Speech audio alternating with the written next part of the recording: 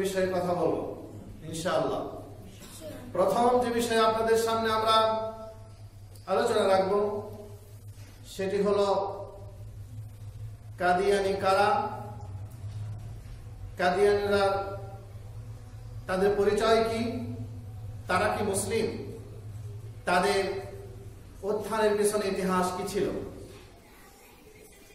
দ্বিতীয় অংশে গিয়ে আমরা আলোচনার প্রয়াস পাবো ইনশাআল্লাহ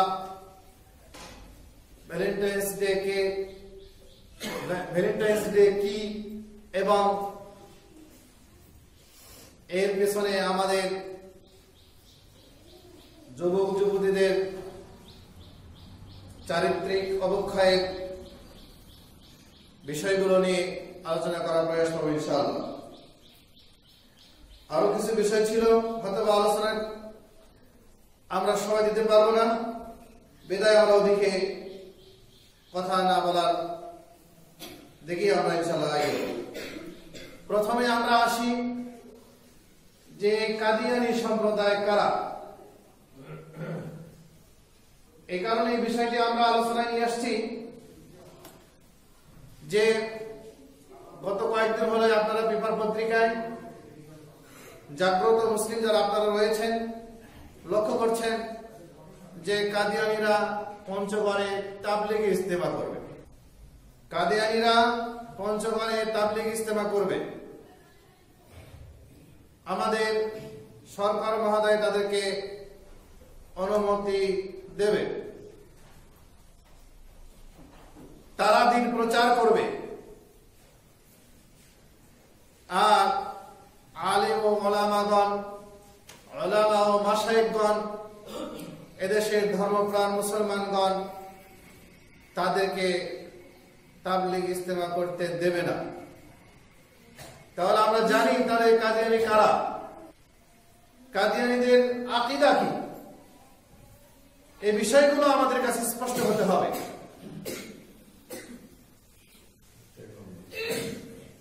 আমরা যেই চাবির বলে তালা খুলে মুসলিম হয়েছি, যদিও এই কথাটি বিভ্রান্ত কথা যে সালাত জান্নাতের চাবি, এটা কথাটা জায়েজ। সঠিক কথা হলো কালেমা জান্নাতের চাবি।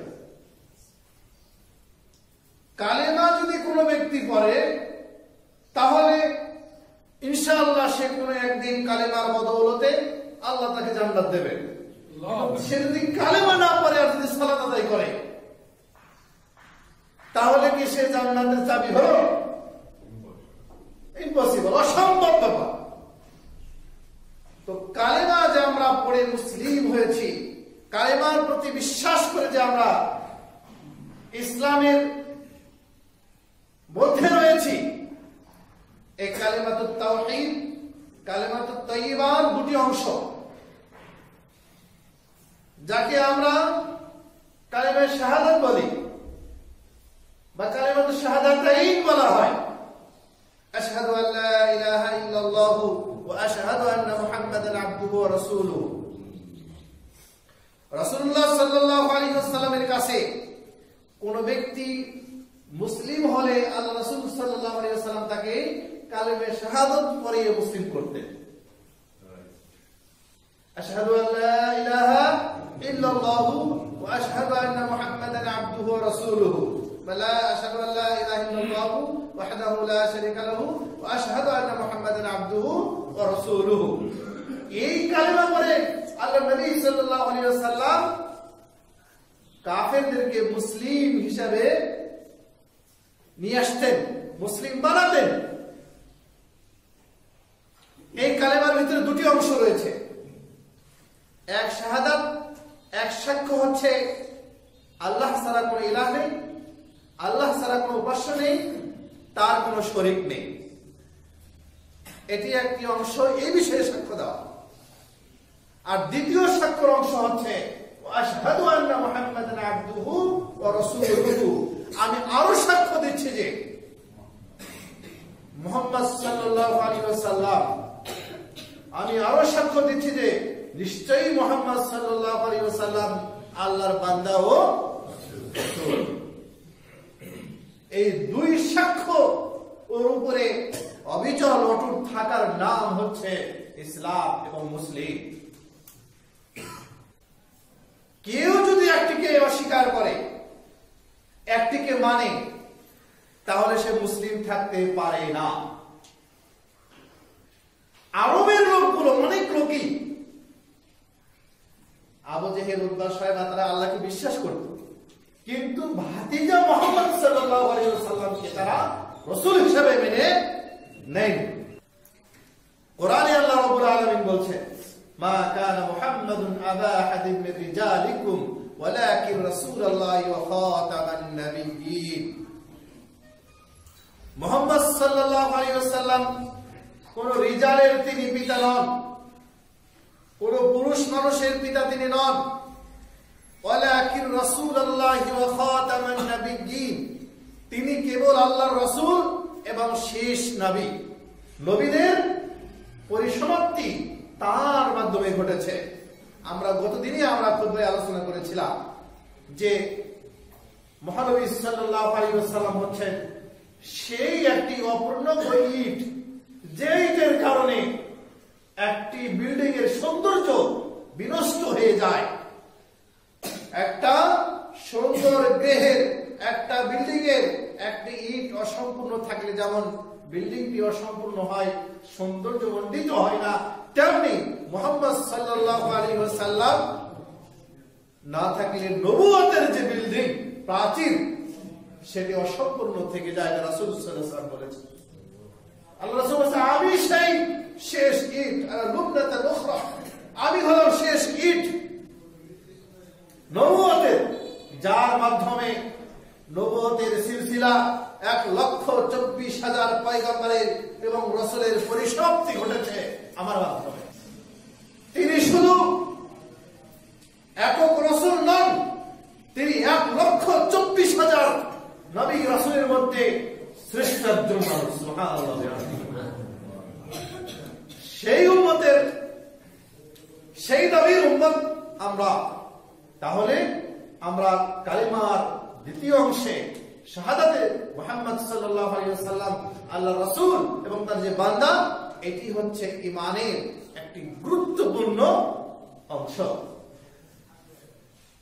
আন আমিরুল মুমিনিন আবু হাফস উমর ইবনে খাত্তাব রাদিয়াল্লাহু তাআলা قال بينما نحن عند رسول الله صلى الله عليه وسلم ذات يوم আমিরুল মুমিনিন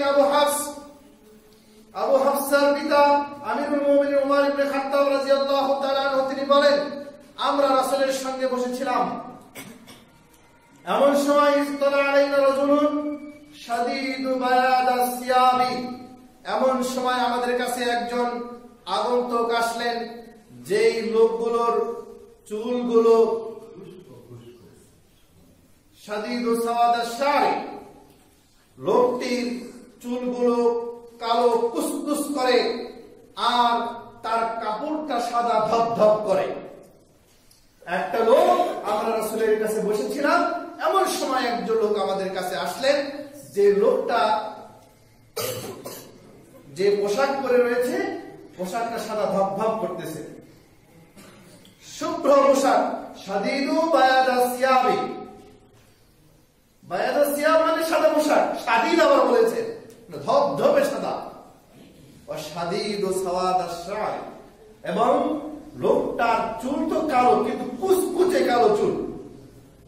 লা ইয়ারিফুহু মিন্না ওয়ালা ইউরা আলাইহি আসারুস সাফার, আমরা লোকটাকে চিনতে পারছিলাম না। আর তার গায়ে, তার শরীরে কোনো, সে যে সফর করে এসেছে, সফরের কারণে যে গায়ে বা কাপড়ে ধুলাবালি মাথায় উস্কো হয়ে থাকে, সেই চিহ্ন নেই, কাপড়ও ময়লা নেই, চুলগুলো যে উস্কো থাকা তাও নেই। আবার আমরা কিন্তু তাকে চিনতেও পারছি না, দূরে থেকে লোক আসার কারণে মানুষ চিনতে পারে না। তো মনে হচ্ছে লোকটা হঠাৎ করে আমাদের মাঝে উদয় হলো, এসে বসে, ইয়া মুহাম্মদ আখবিরনি আনিল ইসলাম, ইসলাম কি এটা আপনি বলেন। তার আগে আরেকটি অংশ রয়েছে, ফাসনাদা রুকবাতাইহি ইলা রুকবাতাইহি, নামাজের সূরাতে আমরা যেমন বসি ওইভাবে লোকটা আল্লাহ রাসূলের সাথে হাঁটুর সাথে হাঁটু লাগিয়ে দিয়ে বসবে। ওয়া ওয়াদা কাফাইহি আলা ফাখাদাইহি, এরপরে এই লোকটা দুই হাত আল্লাহর নবীর দুই রানের উপরে রাখলেন, রেখে বলছে ইয়া মুহাম্মদ আখবিরনি আনিল ইসলাম, হে মুহাম্মদ তুমি ইসলাম সম্পর্কে আমাকে কিছু বলো, ইসলাম সম্পর্কে তুমি আমাকে কিছু বলো। তখন আল্লাহ রাসূল সাল্লাল্লাহু আলাইহি ওয়াসাল্লাম বললেন আল ইসলামু আন তাশহাদা আল্লা ইলাহা ইল্লাল্লাহু ওয়া আন্না মুহাম্মাদান রাসূলুহু, ইসলাম হচ্ছে তুমি সাক্ষ্য দেবে আল্লাহ ছাড়া কোনো ইলাহ নেই আর মুহাম্মদ সাল্লাল্লাহু আলাইহি ওয়াসাল্লাম তার রাসূল। আতুকিমাস সালাহ, এবং তুমি সালাত কায়েম করবে, আতুতিয়াজ যাকাত, তুমি যাকাত প্রদান করবে, তাহজ্জুল বাইত, তুমি যাকাত প্রদান করবে, হজ তুমি করবে। লোকটা বলছে সাদাক্তা, আপনি সত্য বলেছেন, লোকটা বলছে আপনি সত্য বলেছেন। এখন সাহাবী আমিরুল মুমিনিন ওমর ইবনে খাত্তাব বলছে ফাজিবনা লাহু ইয়াসআলুহু ওয়া ইউসাদ্দিকুহু, লোকটাকে দেখে আশ্চর্য হলাম, লোকটা প্রশ্ন করছে আবার বলছে আপনি সত্য বলছেন, সত্যায়ন করছে। তা আরো অনেক ঘটনা রয়েছে। শেষে ওমর বলছে ফালাবিস্তু মালিয়ান, আমরা কিছুক্ষণ চুপ থাকলাম, তো হঠাৎ করে আল্লাহ রাসূল বললেন আতালাম মানে সাইল, তোমরা কি জানো যে লোকটা এসেছিল লোকটা কে? তো বলেন আল্লাহ ওয়া রাসূলুহু আলাম, আল্লাহ এবং তার রাসূলই ভালো জানেন, এই কথা সাহাবাগণ বললেন। তখন আল্লাহ রাসূল আতাকুম জিবরিল ইউআল্লিমুকুম দীনাকুম, তোমাদের মাঝে জিবরিল এসেছিলেন, জিবরাইল যাকে বলছি, জিবরাইল তোমাদের মাঝে এসেছিলেন, তিনি তোমাদেরকে দ্বীন শিক্ষা দিয়ে গেলেন। সুবহানাল্লাহ। তাহলে ওই বৈঠকে যারা সাহাবাগণ ছিলেন তারা সকলেই জিবরাইল আমিনকে দেখতে পেয়েছেন। সুবহানাল্লাহ। তাহলে তিনি শিক্ষা দিলেন, জিবরাইল আমিন শিক্ষা দিলেন, সাহাবীদেরকে জানিয়ে দিলেন যে ইসলাম কি, ইসলামের একটি অংশ আল্লাহকে রব হিসাবে, ইলাহ হিসাবে মেনে নাও আর রাসূল সাল্লাল্লাহু আলাইহি ওয়াসাল্লামকে রাসূল হিসাবে গ্রহণ করা। যারা কাদিয়ানী সম্প্রদায়, এরা মুহাম্মদ সাল্লাল্লাহু আলাইহি ওয়াসাল্লামকে রাসূল হিসেবে মেনে নেয়নি। এই কাদিয়ানীদের উত্থানের পেছনে ব্রিটিশদের ষড়যন্ত্র ছিল। এদেশে যখন ব্রিটিশরা টিকতে পারছিল না, অবস্থান করতে পারছিল না, তখন কাদের কারণে টিকতে পারছিল না, কেন টিকতে পারছিল না, তারা এটা জরিপ চালালো। দেখতে পেল যে ভারতীয় উপমহাদেশের আহলে হাদিস নেতৃবৃন্দ জিহাদি আন্দোলনের কারণে ব্রিটিশরা এদেশে আর থাকতে পারছে না। তখন তারা করলো কি, তারা এটা জানে রাসূলের হাদিস আমরা কতদিন আলোচনা করেছি যে মুসলিমদেরকে বহিঃশত্রু সরাসরি আক্রমণ করে ধ্বংস করতে পারবে না। মুসলিমদের শক্তি যদি নষ্ট করতে হয় তাহলে অবশ্যই মুসলিমদের মধ্যে হতে কিছু আগাছা গজাইয়া দিতে হবে, যারা পরস্পরে মারামারি করবে আর আমরা ব্রিটিশরা স্বার্থ উদ্ধার করব। অনেকগুলো দলের সেই সময় তারা সৃষ্টি করে মুসলিমদের মধ্যে হতে। তার মধ্যে একটি দল হচ্ছে আহমদিয়া জামাত, যারা কাদিয়ানী জামাত, এই দল তারা সৃষ্টি করে। যিনি হলেন উদ্যোক্তা এই দলের, যিনি সৃষ্টি করেছিলেন, তার নাম হচ্ছে মির্জা গোলাম আহমদ কাদিয়ানী। মির্জা গোলাম আহমদ কাদিয়ানী তিনি 1835 খ্রিস্টাব্দে জন্মগ্রহণ করেন এবং তিনি 1908 খ্রিস্টাব্দে মৃত্যুবরণ করেন। তিনি কিভাবে করলেন? তিনি 1891 সালে 1891 সালে 22শে জানুয়ারিতে তিনি নিজেকে ঈসা মাসিহ দাবি করেছিলেন যে আমি ঈসা। এর কিছুদিন পরে এটা যখন মানুষ মানেনি, তখন তিনি 1894 সালে 17 মার্চে নিজেকে ইমাম মাহাদি দাবি করেছিল এবং পরিশেষে তিনি 1905 সালে এসে নিজেকে নবী হিসাবে দাবি করেন এবং এটা কিন্তু ভারতের গুরুদাসপুর জেলা, গুরুদাসপুর মহকুমা ছিল। কাদিয়ান নামক স্থানে তিনি নিজেকে নবী হিসাবে জাহির করেন, আমি নবী।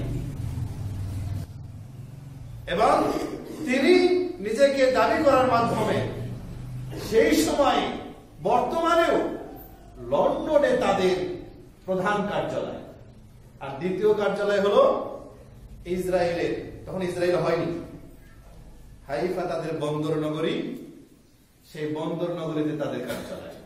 বাংলাদেশে রয়েছে কার্যালয় বক্সিবাজারে, তাদের কার্যালয় রয়েছে।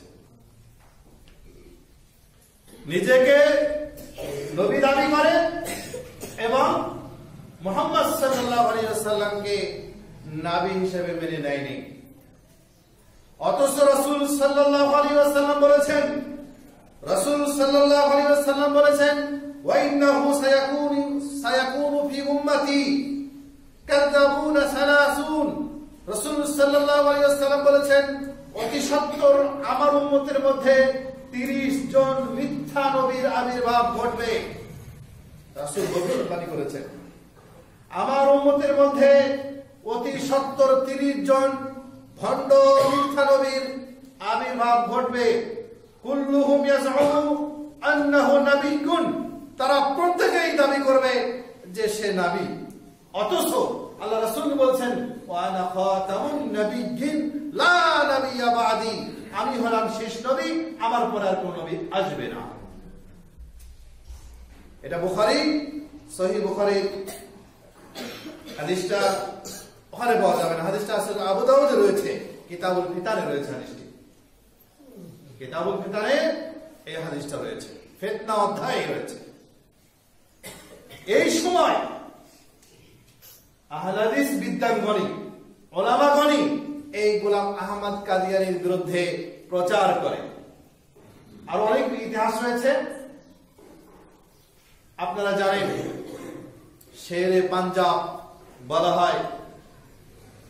অল ইন্ডিয়া আহলে হাদিস কনফারেন্সের সেক্রেটারি জেনারেল ছিলেন সানাউল্লাহ আমির তুশারি, তাফসিরে মাজহারি লেখক। উনি ওনার বিরুদ্ধে মুবাহালা করার জন্য ওনাকে প্রস্তাব দেয় যে আপনি যদি নবী হন তাহলে আপনি আসুন, আপনার সাথে মুবাহালা করি। মুবাহালা নিয়ে বলে উনি এসে বলবেন যে আমি সত্য পথে রয়েছি, আপনি মিথ্যা পথে রয়েছেন। আমি যদি সত্য পথে থাকি, আপনি যদি মিথ্যা পথে থাকেন, তাহলে আপনাকে আল্লাহ ধ্বংস করুক, আমাকে আল্লাহ টিকে রাখুক। আর আমি যদি মিথ্যাবাদী হই, আপনি যদি সত্যবাদী হন, তাহলে আমাকে যেন আল্লাহ ধ্বংস করেন, এমন শাস্তি দেন পৃথিবীর বুকে এই নজির যেন আর কারো না ঘটে।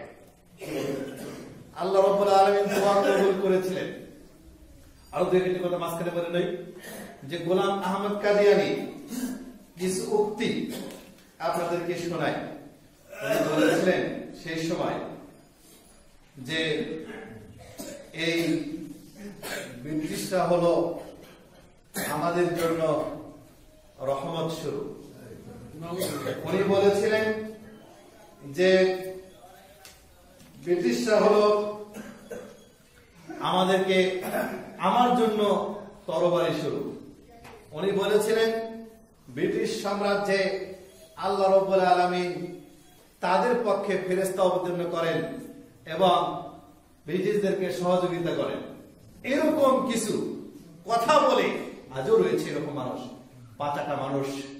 এই জন্য একটা কথা রয়েছে হাদিসে, যখন যুগের আলেমরা পথভ্রষ্ট হবে, তখন শাসক শ্রেণী পথভ্রষ্ট হবে, তারা পথভ্রষ্ট হয়ে জাহান্নামে যাবে, পথ দেখানোর লোক থাকবে না। এজন্য সর্বোচ্চ পরিষদ থাকতে হবে, যে কোনো দেশে সর্বোচ্চ পরিষদ থাকতে হবে, ওলামা পরিষদ থাকতে হবে। ক্ষমতায় না থাকতে পারে, কিন্তু তাদের সিদ্ধান্ত অনুযায়ী সমাজ, জামাত, পরিবেশ, রাষ্ট্র পরিচালনা করতে হবে। তারা কারো গোলাম হবে না। আছে মুসলিম বিশ্বের অনেক দেশে রয়েছে, সৌদি আরবও রয়েছে। যাই হোক, এই লোকটা এভাবে যখন মুবাহালা করে, তার মুবাহালা সানাউল্লাহ মুর্তসারি তিনি 1905 সালে, তার এই 8 সালের দিকে আর কি, এরপরে তার সাথে মুবাহালা করার ফল দাঁড়ালো এই লাহোরে যখন সে মৃত্যুবরণ করে, মৃত্যুর সময় দেখা গিয়েছিল তার মুখ দিয়ে মল বের হচ্ছিল, মুখ দিয়ে মল বের হচ্ছিল। এরকম নজির পৃথিবীর বুকে কোথাও আছে বলে ইতিহাসে পাওয়া যায় না। এমন জঘন্য শাস্তি, এমন অপমানজনক শাস্তি দুনিয়াতে হয়েছিল, মুখ দিয়ে মল বের হচ্ছিল।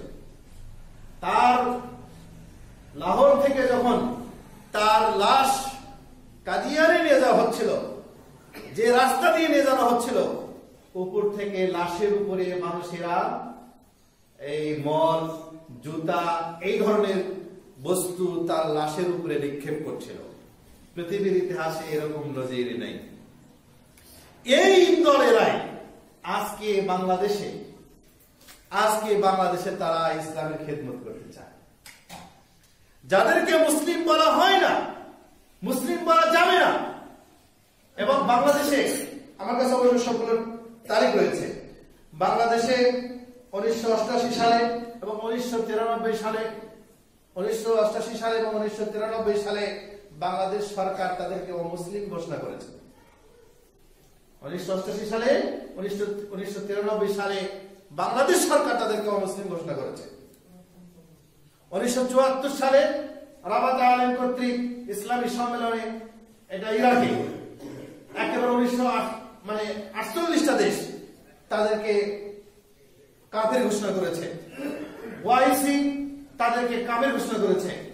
বাংলাদেশে এখন যারা এই কদিনের মধ্যে তারা দিয়েছে, পঞ্চগড়ে তাবলীগ ইসলাম করতে চাচ্ছে, ওলামারা প্রতিবাদ জানিয়েছে, তখন সে এলাকার মহোদয় নাকি বলেছেন যে ওরা তো ভালোই করছে, দিন বোঝে না, ইতিহাসও জানে না, বাংলাদেশে কখন কি হয় সেটাও তারা জানে না। এই বিষয়ে আমাদেরকে সতর্ক থাকতে হবে যে এটা ফাত্তান, এরা ফিতনাবাজ, এরা হচ্ছে নাম দিয়েছে হলো আহমদিয়া কাদরিয়া জামাত, তারা দলের নাম দিয়েছে, ইসলাম প্রচার করছে। নাউযুবিল্লাহি মিন যালিক। এরা সে যুগেরও 5টা গোলাম ছিল, ব্রিটিশদের অধীনেও ছিল, এখনো আছে। এদের কার্যক্রম ওটাই, মুসলিমদেরকে নিধন করার জন্যই ব্রিটিশরা তাদেরকে উত্থান ঘটিয়েছিল, আজ অবধি এটাই রয়েছে। ওদের মুরিদান যারা রয়েছে, এটা চালিত হয় খ্রিস্টানদের দ্বারা, চালিত হয় খ্রিস্টানদের অর্থে, এটা চালিত হয়। আমাদের রাজশাহী তো দুটো কি একটা মসজিদ আছে, হ্যাঁ, রাজশাহীতেও আছে। তো আমরা বলছি না যে হলো তাদেরকে হত্যা করতে হবে, এই কথা বলছি না, তাদেরকে মারতে হবে এই কথা বলছি না, তাদেরকে অমুসলিম হিসাবে স্বীকৃতি করে ঘোষণা দিয়ে তাদেরকে তাবলীগ ইসলাম বন্ধ করা হোক, এবং সাধারণ মুসলিম জনতাকে তাদের বিষয়ে সতর্ক থাকার অনুরোধ করছি। এই বিষয়ে আমরা আলোচনা শেষ করছি। দ্বিতীয় বিষয় আপনাদের সামনে যেটা আলোচনা করব, ভ্যালেন্টাইন ডে কি। আমাদেরকে ইসলাম শিখতে হবে কোথায় থেকে? মদিনা ওয়ালি, মদিনার যে মালিক, তার কাছ থেকে ইসলাম শিখতে হবে। রাসূলুল্লাহ সাল্লাল্লাহু আলাইহি ওয়াসাল্লাম মক্কা থেকে হিজরত করে যখন মদিনায় গেলেন, মদিনায় গিয়ে দেখেন মদিনার লোকেরা দুটি উৎসব করছে, মেহেরজান এবং নাইরুজ নামে দুটি উৎসব তারা করছে। আল্লাহ রাসূল সাল্লাল্লাহু আলাইহি ওয়াসাল্লাম বলেন এগুলো কি উৎসব জানালেন। আল্লাহ রাসূল সাল্লাল্লাহু আলাইহি ওয়াসাল্লাম বলেন লিকুল্লি কওমিন ঈদুন, প্রত্যেক জাতির জন্য ঈদ রয়েছে, আর আমার উম্মতের জন্য হচ্ছে ঈদান, দুইটি ঈদ, সেটি হচ্ছে ঈদুল ফিতর ও ঈদুল আযহা। বিশ্ব ভালোবাসা দিবস 264 খ্রিস্টাব্দে রোমান সম্রাট ক্লডিয়াস তিনি তার ভ্যালেন্টাইন নামে এক ব্যক্তিকে হত্যা করেছিলেন। ওই সম্রাট নিষিদ্ধ করেছিল যে হলো লোকদেরকে বিবাহ করা যাবে না। কেন তিনি বিবাহ নিষেধ করেছিলেন? যে বিবাহ অংশগ্রহণ করে যারা বিবাহ করে তারা সাধারণত যুদ্ধে যেতে চায় না, যারা বিবাহ সংসার করে তারা যুদ্ধে যেতে চায় না। তাই সম্রাট যুদ্ধ ঘোষণা করলেন, বিবাহ নিষিদ্ধ করলেন। আর তখন এই ভ্যালেন্টাইন নামে যে ব্যক্তি ইনি এটাকে প্রতিবাদ করলেন, বিবাহ করলেন। আর তখন রাজা জানতে পারে তার মৃত্যুদণ্ড দিলেন। এই আজ থেকে 1700 বছর আগে, 1700 বছর আগে সেই ইতিহাস টেনে নিয়ে এসে আজকে ভালোবাসা দিবস। বাংলাদেশে আসছে 1993 সাল, তার আগে এটা ছিল না। তারা আপনারা শিক্ষিত রয়েছেন, অনেক আপনার কলেজের প্রিন্সিপাল রয়েছেন, অনেক প্রফেসর রয়েছেন, বাংলাদেশের ডিকশনারিতে কোথাও খুঁজে পাবেন না ভ্যালেন্টাইন ও ভালোবাসা দিবস নামে পারিভাষিক সংজ্ঞায় কোন শব্দ খুঁজে পাবেন না, এখন হয়তো ঢুকাতে পারেন। তাহলে উদ্দেশ্য কি? উদ্দেশ্যটা কি? উদ্দেশ্য হলো আমার মুসলিম ভাই ও বোনদেরকে সম্ভ্রমহানি করা, আমার মুসলিম বোনদেরকে মানহানি করা। এই ইতিহাস আপনাদের অজানা নয়। টিএসসি চত্বরে দিবালোকে যেভাবে সম্ভ্রমহানি হয়েছে আমার বোনেরা, এই ইতিহাস আপনাদের অজানা নয়। এটা কিন্তু হয়েছে ভ্যালেন্টাইন ডে উদযাপন করতে গিয়ে। আজকে সেই 14ই ঐতিহাসিক জঘন্যতম ফেব্রুয়ারি, যারা এই দিবসকে পালন করছে তারা মুসলিম থাকতে পারে না। রাসূল সাল্লাল্লাহু আলাইহি ওয়াসাল্লাম বলছেন, আগে কোরআনে একটা বলেন, আল্লাহ রাব্বুল আলামিন বলছেন লা ইয়াগুররান্নাকা তাকাল্লুবাল্লাযিনা কাফারু ফিল বিলাদ মাতাউন কলিলুন সুম্মা মাআহুম জাহান্নাম ওয়া বিসাল মিহাদ। সূরা আল ইমরানের আয়াত। আল্লাহ রাব্বুল আলামিন বলছেন তোমাদেরকে যেন কাফেরদের অভাব চলাফেরা তোমাদেরকে যেন প্রতারিত না করে। হে যুব সমাজ, হে যুবকের পিতারা, হে যুবতীর মা ও বাবারা, তোমাদেরকে যেন কাফেরদের অভাব চলাফেরা তোমাদেরকে যেন প্রতারিত না করে। লা ইয়াগুররান্নাকা তাকাল্লুবাল্লাযিনা কাফারু ফিল বিলাদ, যারা দেশের মধ্যে অবাধভাবে চলাফেরা করছে, নারী পুরুষের বিভেদ নাই, সবাই একই পোশাকে বেয়া অবস্থায় চলছে, রাত নাই দিন নাই, মুহররম নাই হালাল নাই, কে মুহররম কে হালাল, কার সঙ্গে দেখা করা যাবে কার সঙ্গে দেখা করা যাবে না, কার সঙ্গে চলতে হবে কার সঙ্গে চলতে হবে না, কার সাথে কথা বলা যাবে কার সাথে কথা বলা যাবে না, এই বিভেদ না করে চলছে। যার কুফল আমরা আমাদের প্রাত্যহিক জীবনে পাচ্ছি এবং দাম্পত্য জীবনে আজকে যে এই দিন আমরা আলোচনা করেছি, আমরা যে পরকীয়ার 6 লাভ লক্ষ্য করছি, এটা বিবাহের পূর্বের জীবনে খেসারত দিতে হচ্ছে জীবনের পরবর্তী জীবনে এসে, বিবাহের পরবর্তী জীবনে এসে। রাসূল সাল্লাল্লাহু আলাইহি ওয়াসাল্লাম বলেন মান তাশাব্বাহা বিকওমিন ফাহুয়া মিনহুম, কোন ব্যক্তি যদি কোন আদর্শ অনুসরণ করে তাহলে সেই ব্যক্তির হাসর নাসর তার সঙ্গে হবে। খ্রিস্টানদের সঙ্গে রোমানদের সঙ্গে হাসর নাসর হবে না। তখন বোঝা যাবে নাউজুবিল্লাহ কি অবস্থা সৃষ্টি হয়েছে। তার সঙ্গে সঙ্গে আবার গেল কি পহেলা ফাল্গুন। এগুলো যে কোন চক্র, আপনাদেরকে বিনয়ের সাথে অনুরোধ করছি, ঝাড়ি ঝুড়ি দিয়ে না, বিনয়ের সাথে অনুরোধ করছি, এগুলোর মাধ্যমে আমাদের গোটা যারা ভবিষ্যৎ প্রজন্ম ইসলামী বিশ্বে নেতৃত্ব দেবে, যাদের পেট থেকে ভালো সন্তান জন্মগ্রহণ করবে, ওই বীজটাকেই নষ্ট করে দেওয়া হচ্ছে। সেদিন কাজী প্রফেসর ইব্রাহিম সাহেব বলছিলেন এক বক্তব্যে যে উনি বলছেন যে গোটা বাংলাদেশ আমি চড়িয়ে বেড়াচ্ছি, ঘুরে দেখেছি, আমি দেখেছি। উনি বলছেন, আল্লামা কাজী প্রফেসর ইব্রাহিম সাহেব বলছে গোটা বাংলাদেশ চষে বেড়াচ্ছি, আমি এটা দেখেছি যে অঞ্চলের মহিলারা যত পর্দানশীল সেই অঞ্চলে তত জ্ঞানী গুণী জন্ম হয়েছে। সুবহানাল্লাহ। সেখানে তত ভালো মানুষের আগমন ঘটেছে। আর যে অঞ্চলের মহিলারা যত বেশি বেয়া সেখানে তত কুণ্ড ব্যক্তির জন্ম হয়েছে। মাথা নাই, কাল্লা নাই, অবস্থা নাই, এই সমস্ত ব্যক্তির জন্ম হয়েছে। আক্কেল বুদ্ধি বলতে যাদের নেই তাদের জন্ম হয়েছে। উনি এই কথাগুলো বলছেন, আপনারা ইউটিউবে সার্চে দেখবেন। তো আজকে এই যে পহেলা ফাল্গুন, এই যে ভ্যালেন্টাইন ডে, বসন্তকাল, বসন্ত বরণ, কি ফুল বাড়াইছে, ফুল কোথায় শোয়া? শুনে রাখুন, নারীর বসন্তকাল হেফাজত করা নারীর জান্নাতে যাওয়ার লক্ষণ। পুরুষের বসন্তকাল হেফাজত করা পুরুষের জান্নাতে যাওয়ার লক্ষণ। কোন নারী যদি তার বসন্তকালকে হেফাজত করতে না পারে তাহলে ওই নারী জাহান্নামে যাবে। নারীর বসন্তকাল ওটাই যখন তার বয়ঃসন্ধিকাল আসে তখন তার সতীত্বকে হেফাজত করে। পুরুষের বসন্তকাল ওটাই যখন তার বয়স গড়ে গলার স্বর পরিবর্তন হয়, সেই সময় থেকে পরবর্তী সময় স্টেজ পর্যন্ত তার যৌবনকে হেফাজত করে তার বসন্তকাল। এই বয়সটাকে, এই বসন্তকালে যারা নিজেদেরকে হেফাজত করতে পারবে তাদের একেবারে যতদিন আল্লাহ তাদেরকে বেঁচে রাখবেন কোনদিন তাদের যৌবন জীবন নষ্ট হবে না। আজকে পরকীয়ার জ্বালা কিন্তু এটাই।